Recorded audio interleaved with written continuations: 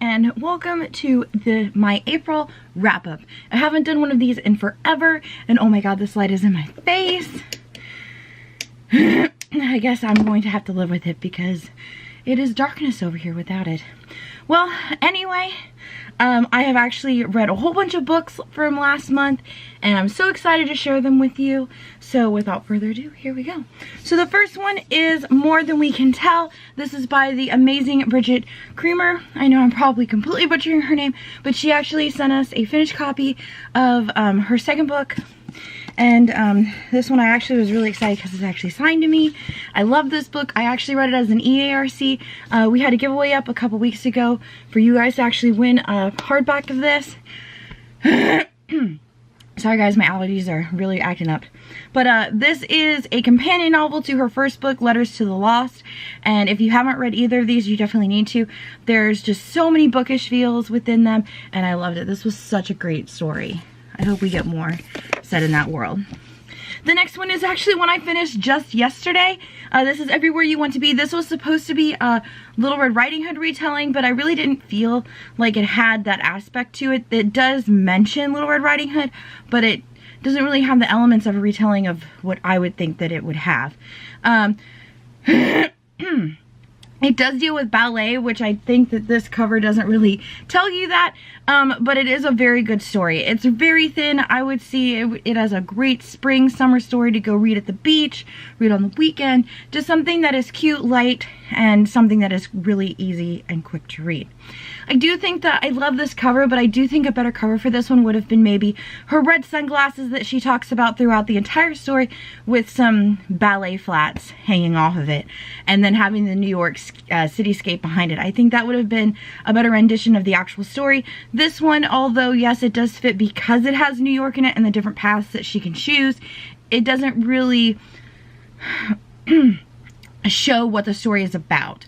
So I think it was kind of lacking in that, but it was definitely really good. The next one I actually read for the 24 reading challenge, the Dewey reading challenge, and this is the only one I actually got through. It is 525 pages. It is so big. Oh my goodness. This one was really good. This one has 3 different points of view in it. It has a point of view of the person, your heroine, an antagonist, and what your protagonist. I'm horrible at those definitions. The bad guy and a princess. And I really liked how the 3 different points of view gives you different aspects of how this world works, because the main point of view, which is, what's her name? I don't remember. Okay, Zelly. It is Zelly. Probably pronouncing that not correctly. But okay, so Zelly is the one main character, and she is dealing with all of the racism and basically dealing with all this crap from the world around her because of who she is. As you can see, she has all this white hair, which is gorgeous.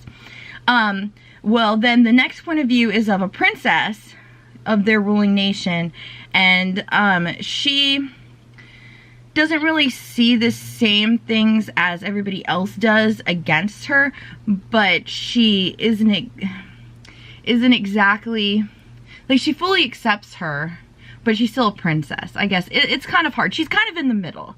She's kind of in the middle where she doesn't hate her, and I don't really think that Amari came up with any type of racist slurs, if I remember correctly. She didn't do any of that. She's just kind of neutral completely.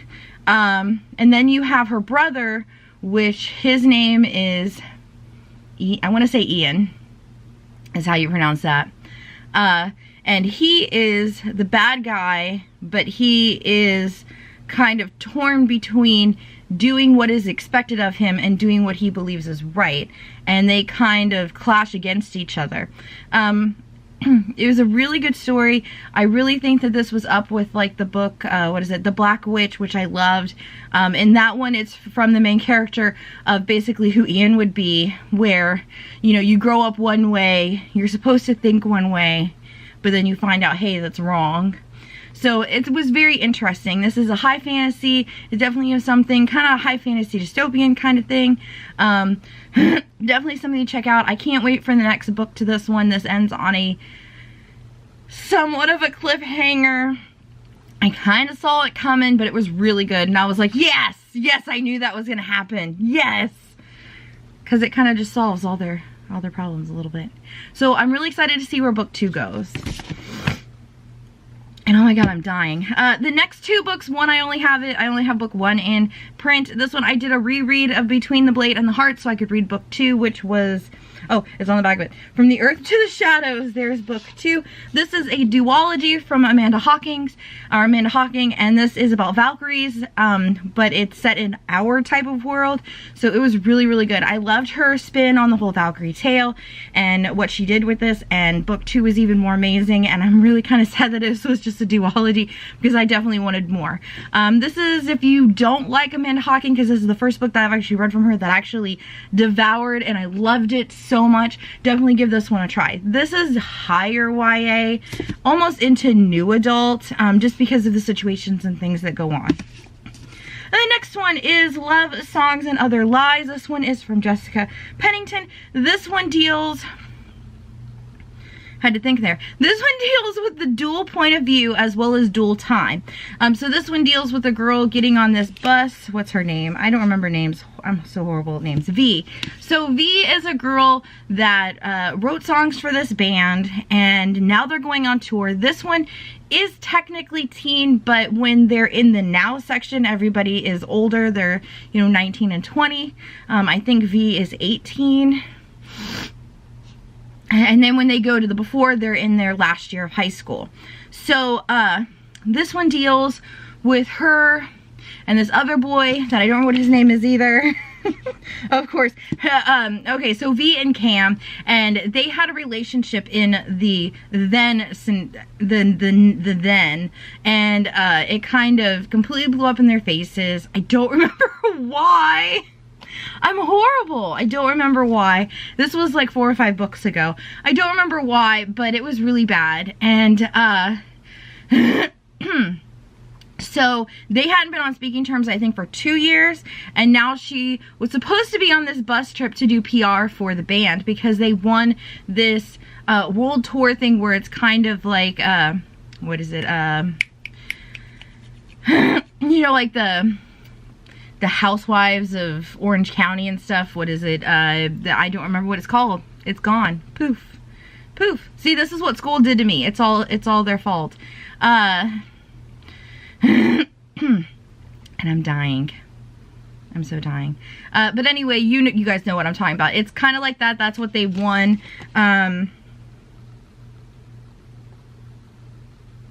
See if it says on here. Okay, with TMZ type things. So they're doing that for the road trip, and she was supposed to be doing the PR, and then she finds out that's not exactly what was going on. So her summer kind of gets trashed just a smidge. This one definitely has a lot of ups and downs. I really did like the dual point of view and the dual timeline. That can mess up in so many ways, but this one was so good. So if you're looking for something that has a little bit of romance in it, a little bit of danger, lots of music, lots and lots of music, definitely check this one out. Next one is The Summer of Broken Things. This is my first Margaret Peterson Haddock's book. This one, I don't remember anything. Okay, so this one deals with 2 girls. One is a rich bug, and she has to get taken to Spain for the summer. And she is athletic, and she's beautiful, and she's got all this money. And her father makes this girl that she used to play with as a child go with her. Well, things assume that this girl, she's, overweight, she's not as pretty, she's not the popular girl and stuff like that, and her last name is Butts. So she wasn't exactly too happy about that because, of course, this girl, even though they hung out together when they were little, they didn't exactly hang out as teenagers. So this one goes through them going through Spain and having to go to Spain class and all this stuff going on. It's definitely contemporary with a little bit of mystery wrapped into it. When you find out the mystery, what I thought was going to happen didn't exactly happen, but it was kind of sort of happened. It was kind of interesting. So if you're looking for a lighter book that was long, dealing in Spain, so a faraway country, and dealing with family issues and the like, no real romance in this one if I remember correctly. Don't think, no, there was no romance in this one. Definitely check out this one. And the next one is The Continent by Kira Drake. I know I'm actually pronouncing her name correctly. This is the finished copy of her amazing title that was supposed to be out in 2016 but got pulled from publication.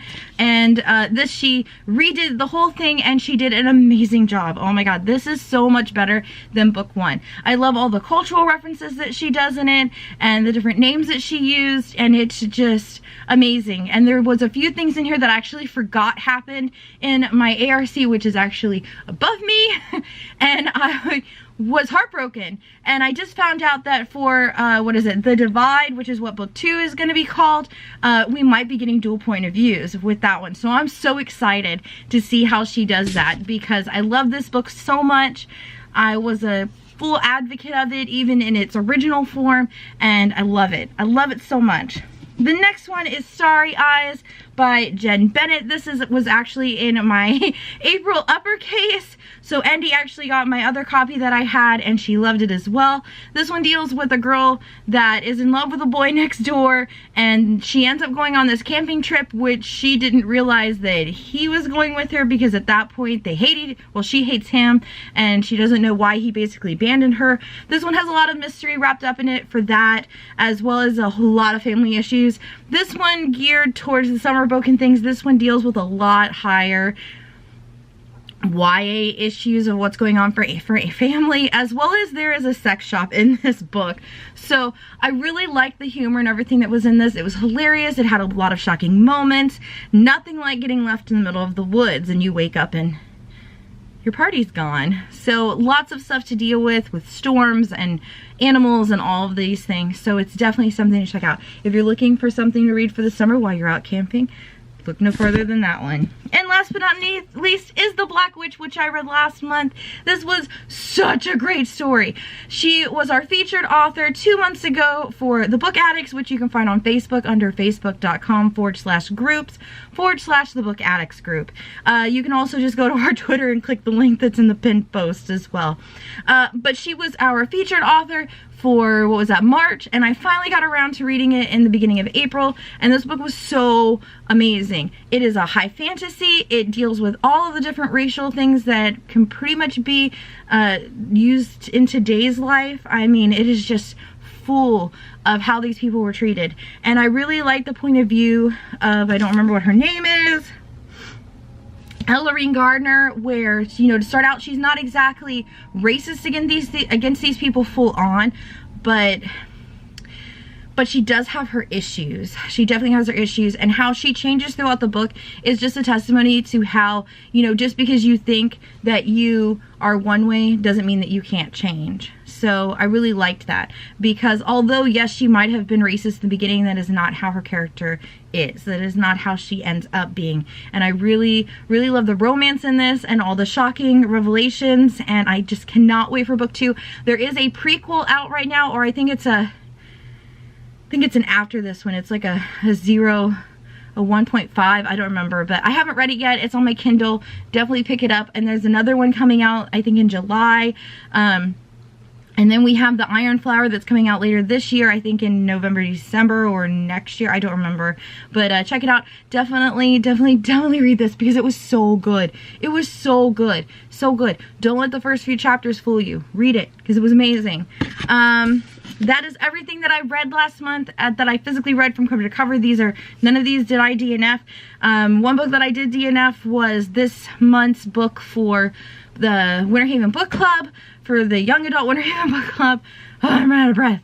That one was actually Gone by Michael Grant. I actually DNF'd that one yesterday, so I am not reading it. It didn't work out all that well.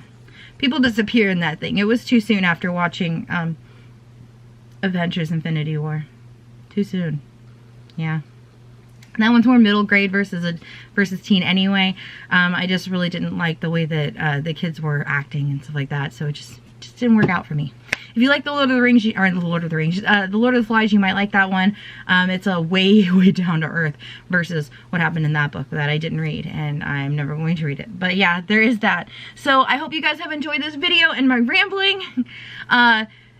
Go check out Instagram. I'm posting tons and tons of things on there. I have joined 4 different challenges. One of course, my own, which is now posted today. Show us your TBR for the next 2 days. And I am going to go sit down and read and eat breakfast and drink coffee. And I will catch you guys later. Bye!